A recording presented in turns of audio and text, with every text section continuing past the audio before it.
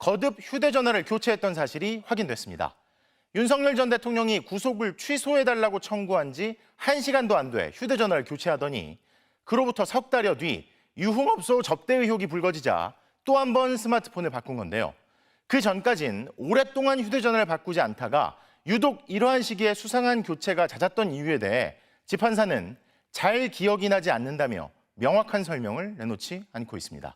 첫 소식 이혜리 기자의 단독 보도입니다.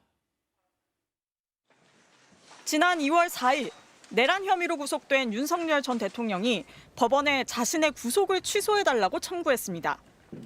이 소식이 처음 보도되고 50여 분쯤 뒤 해당 사건의 재판장인 지기현 부장판사가 자신의 휴대전화를 교체했습니다.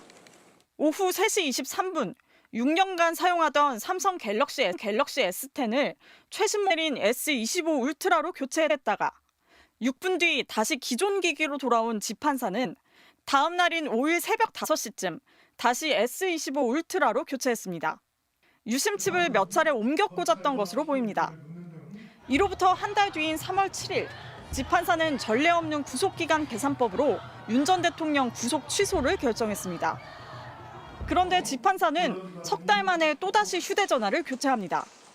유흥업소 접대 의혹으로 다시 논란에 선 직후였습니다. 1인당 100에서 200만 원 정도의 비용이 나오는 룸사롱에서 여러 차례 술을 마셨고 단 한 번도 그 판사가 돈을 낸 적이 없다.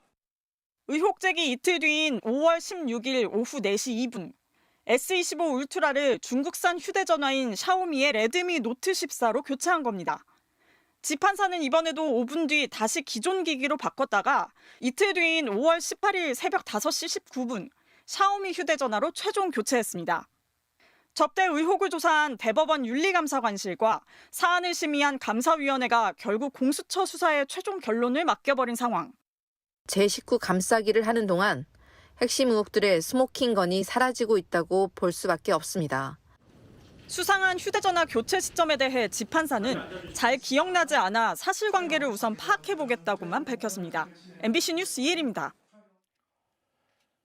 앞서 보신 지기현 재판장의 유흥업소 접대 의혹에 대해 대법원 윤리감사관실이 직무 관련성이 없어 보인다는 자체 조사 결과를 보고했습니다.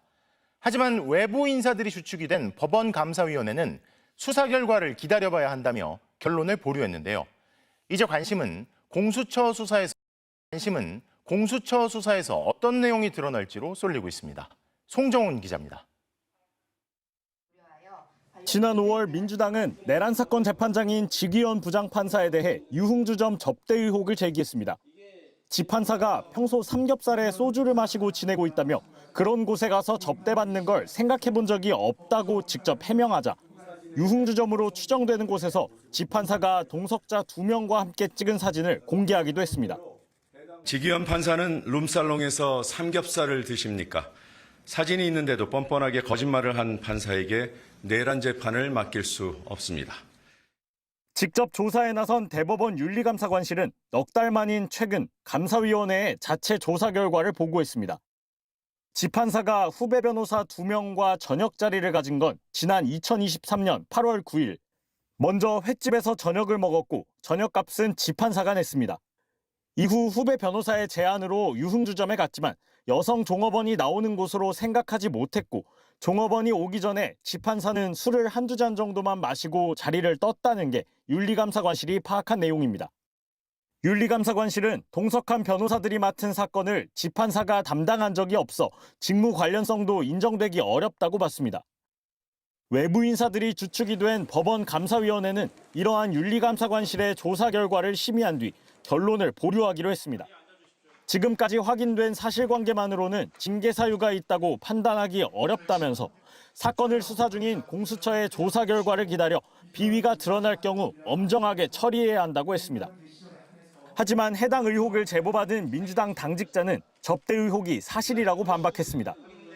수년간 20여 차례 수백만 원이 드는 유흥주점 접대가 있었다고 제보자로부터 직접 들었다는 겁니다. 결국 제 식구 감싸기였습니다. 제보자로부터 직접 들은 진실이 이러함에도 대법원은 진실을 외면하고 사건을 축소, 은폐하고 있습니다. 결국 지판사에게 제기된 의혹에 대한 판단은 공수처의 손으로 넘어갔습니다. MBC 뉴스 송정훈입니다. 현직 부장판사 3명이 근무 시간에 술을 마시고 노래방에서 소란을 피워서 경찰관까지 출동했던 사실이 뒤늦게 드러났습니다. 특히 이들 중 한 명은 재판 절차를 어긴 혐의로 공수처에 고발된 데다 변호사에게 회식